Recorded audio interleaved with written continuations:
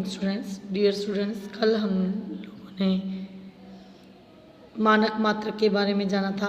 आज हम जानेंगे कि किसी वक्र रेखा की लंबाई जो है वो किस प्रकार नापी जाती है।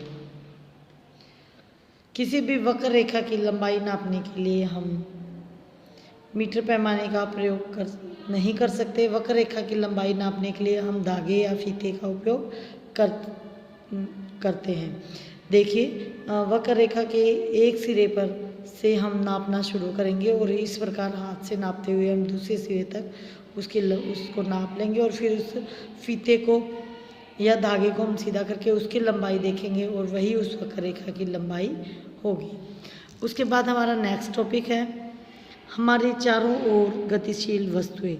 गतिशील वस्तुएं यानी कि जो वस्तु अपनी जगह से दूसरी जगह पर पहुंच जाती है वो उस वस्तु की गति है।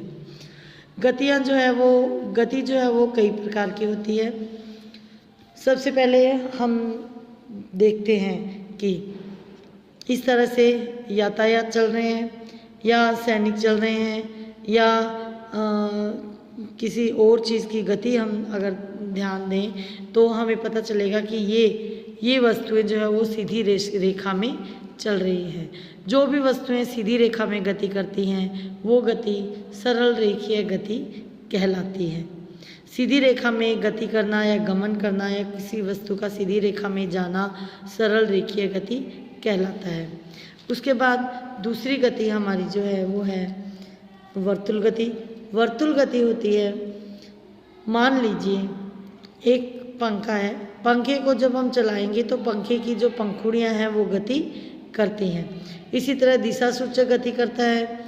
इसी तरह एक बैल जो है वो उसका रहट बैल गति करता है रहट। इसमें केंद्र जो है वो स्थिर रहता है और केंद्र और जो दूसरी वस्तु है वो गति करती है। इस तरह से बैल इस तरह से चारों तरफ गति करता है।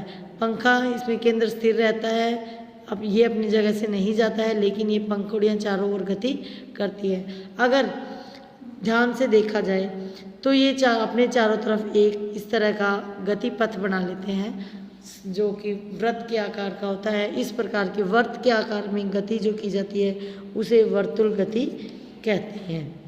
हम एक धागा लेते हैं और धागे के आगे के एक सिरे पर पत्थर बांधते हैं और उस धागे को जब हम घुमाएंगे तो हम देखेंगे कि वो गोल गोल घूम रहा है।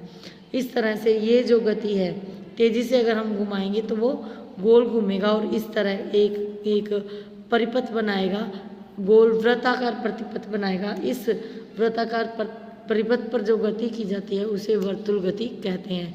या हम कह सकते हैं कि धावक जब ट्रैक पर दौड़ता है तो वो भी वर्तुल गति में दौड़ता है।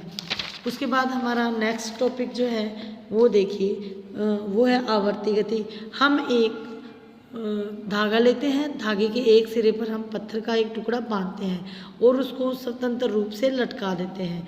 तो लटकाने के बाद जो गति जो उसमें होती है उसको हम मिलाते हैं तो धागा जो है आगे पीछे या दाएं बाएं हिलने लगता है। इस तरह से ये जो गति होती है स्वतंत्र गति जो होती है ये धागा जो है एक लोलक के रूप में कार्य करता है और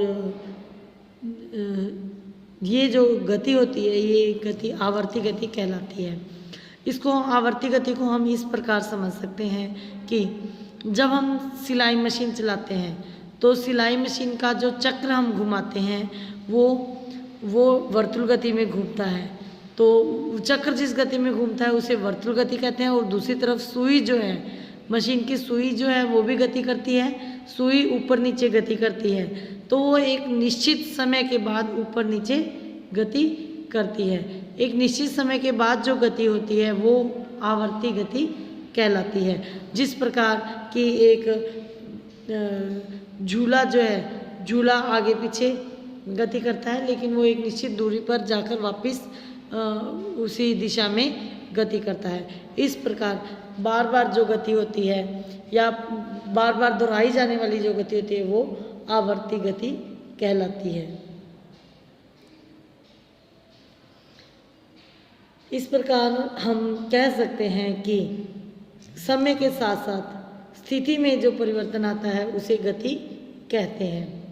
स्थिति में हुए इस परिवर्तन को हम दूरी मापन की सहायता से माप सकते हैं। किसी भी वस्तु की गति तीव्र या धीमी हो सकती है।